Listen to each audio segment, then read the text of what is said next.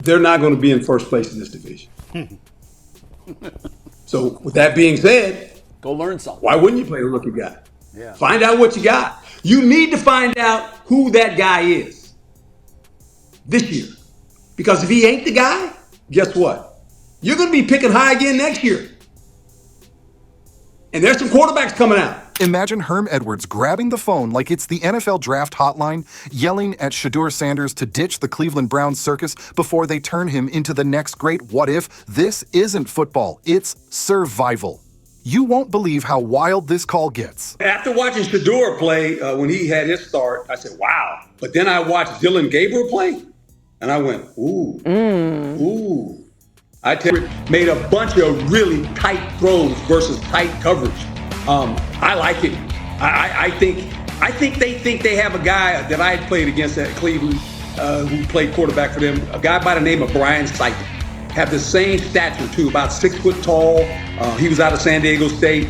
This kid's out of Oregon, but he is really good in the pocket. He maneuvers in the pocket very well, always keeps his eyes down the field, and he's very accurate. Herm Edwards picking up the phone to call Shadur Sanders feels less like a coach giving advice and more like a lifeguard spotting someone drowning in slow motion. Because that's exactly what being tied to the Cleveland Browns is. 10 straight minutes of flailing while the world watches, waiting to see if the water finally wins. And if anyone knows what wasted potential looks like, it's Herm, a man who's seen more football careers derailed than the average Browns quarterback room has had starters in a single decade. I just watched what happened to Shadur Sanders in the Cleveland Browns' third and final preseason game. And I'm outraged, I'm sickened, and I'm saddened. By the way, Shadur continues to be treated in the National Football League now by those sorry-ass Browns and sorry-ass Kevin Stefanski. I think Shadur handles the media, handles criticism like a franchise quarterback. Yeah. That question was kind of dumb. Like, that's a hard question to ask somebody. He kind of gave her a little side eye, and he wanted to say something, but he used incredible restraint because he didn't say, what do you think? Like, of course I think I'm making the team. He gave her a very professional answer, which is what I can appreciate about him. He's handled all this great. And all the attention is he's not asking for it. It's everybody's giving it to him because they're already entrenched in their views on him. Yeah, that look spoke 1,000 words. You know exactly what he thought. He's always been an alpha dog everywhere he go. You know the Sanders family do not lack confidence in themselves and their ability. And to be real, everywhere he's played, he's been a success. The sad part? Herm isn't calling to motivate Shadur. He's calling to stage an intervention. Forget AA meetings. Shadur needs QB Anonymous, where every young talent walks in, sits in a circle, and admits, "Hi, my name is Shadur, and the Browns are ruining me." The circle claps politely, and then they all share horror stories about how Cleveland once managed to turn a Pro Bowler into a clipboard holder in record time. Shadur came into this league with fireworks, hype, and a last name that makes headlines before he even throws a pass. He had the kind of energy that should have electrified an NFL franchise desperate for life. I think when this all took place, she kind of looked at it and went, well, wait a minute, what are we doing here?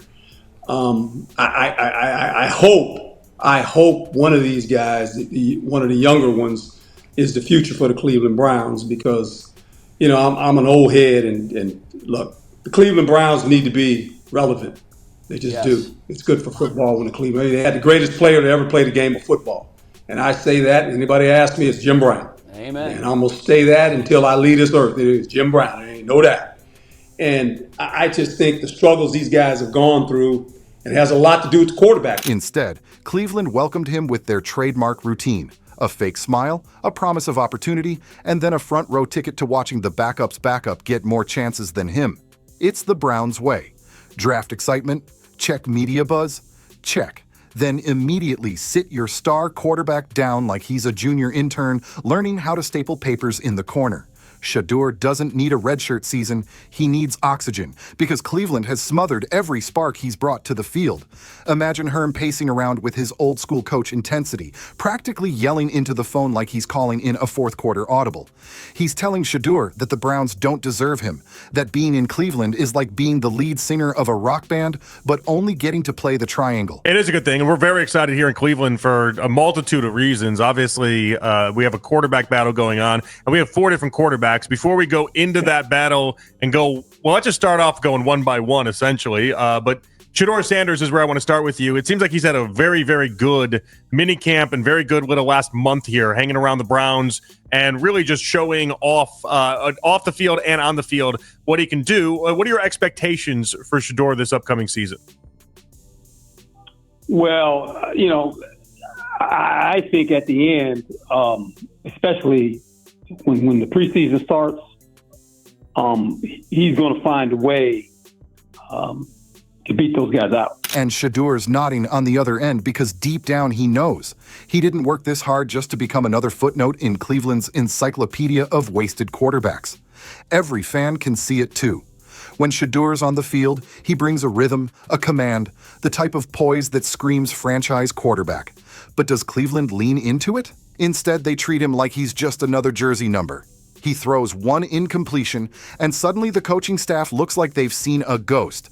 Yet when the other guy hurls 3 picks in a row, it's all, we'll figure it out. It's laughable. So behind the scenes, as a human being, he's doing a phenomenal job that way. And then he's working really hard. He's got a tremendous work ethic, and he's working really hard to pick up the things that he needs to, and that's all the pre-snap stuff. He's got to figure out how to call the play in the huddle, how to work on the protections and the motions and all of those things that happen pre-snap. Post-snap, he's doing great. I mean, he's got a really nice ball. He's got a really nice arm. He puts nice touch on it. He's very, very accurate, and I think he's earning more reps. I think they have to be really, really happy with what they're seeing. The fans boo because they know better. Analysts shake their heads because they've seen this movie. And Shadur has to stand there like a genius stuck in summer school, waiting for someone to realize he doesn't belong in remedial football. That's why Herm had to make the call. He's basically saying, kid, you're too good for this circus. Because Cleveland doesn't just ruin quarterbacks. They drain them of their confidence, then blame them for the collapse. Shadur deserves a stage where his talent isn't just noticed, but demanded. The NFL is built for quarterbacks who can turn nothing into something, and Shadur is one of those rare players. But the Browns? They're allergic to success. Look at the track record. Cleveland quarterbacks go in bright-eyed and leave either broken or forgotten. It's like a quarterback graveyard where the tombstones are etched with wasted opportunities. I don't think about anything. If it's not words or anything, at this point, it can't do anything to me. I know, the God put the ability and the power within me to not even think about nobody else's comments, not care. It is what it is. I spoke with him. He said, nah, bro, that wasn't. He said that wasn't. He told me on the plane. He came up. He was like, nah, bro, that wasn't at you. I see how they trying to spin. I'm like, oh, all right. Did I believe him? Yeah. I mean, I feel like you're trying to start stuff now. So there was a Browns preseason game against the LA Rams today. And Shadur Sanders, he didn't play well, but he was also playing with the 3s and 4s. But young quarterback, you got to experience certain things. It comes with the learning process. Cool, I get it. But Stefanski, the Browns coach, did not put him back in for the 2-minute drill, which they could have went to win the game. Instead, he put out a quarterback that probably won't be on the roster come Tuesday. They just picked him up because quarterbacks got injured, and they don't really want him in Huntley. And unless something changes, Shadur's name is next in line. The irony is thick. This is a kid who should have fans chanting his name every Sunday, defenses sweating at the thought of facing him, and networks begging to broadcast his games. Instead, he's being told to sit down and wait, like some rookie who wandered into the wrong meeting. Meanwhile, Herm's probably screaming into the phone like, do you not see the writing on the wall? Because everyone else does. The NFL loves a Cinderella story, but Shadur isn't supposed to be Cinderella. He's supposed to be the main event. Yet Cleveland's trying to shove him into the pumpkin carriage and send him back home before the ball even starts. The whole thing would be hilarious if it weren't so tragic. You can almost picture Shedeur watching the tape, knowing he's better than the product Cleveland insists on putting on the field. It's like watching a Ferrari parked in a garage while a rusty bicycle gets taken for joyrides. Fans keep asking when the Ferrari's coming out, but the Browns just smile and say, we're still tuning it up. I would give him some first-team looks. There's no doubt about it. And Mike makes the point, when you think about Gabriel, he reminds me a lot of a guy that played there long ago named Brian Sipe. He's a pocket quarterback. He's not going to move a lot. Joe Flacco plays from the pocket. Shadur gives you a dual threat. Not that he's a great runner, but he can move and he can, make plays on the run. I do believe that he probably shouldn't have been. He should have been drafted a little bit higher than how he fell. So I think as this competition continues to go, and I said it when they drafted him, when I was on a Cleveland radio station, I think he will be the starter. So Herm Edwards, ever the straight shooter, picks up that phone because somebody has to tell Shadur the truth. Somebody has to say, leave before they clip your wings. Leave before they turn your name into another trivia question about quarterbacks who could have been great.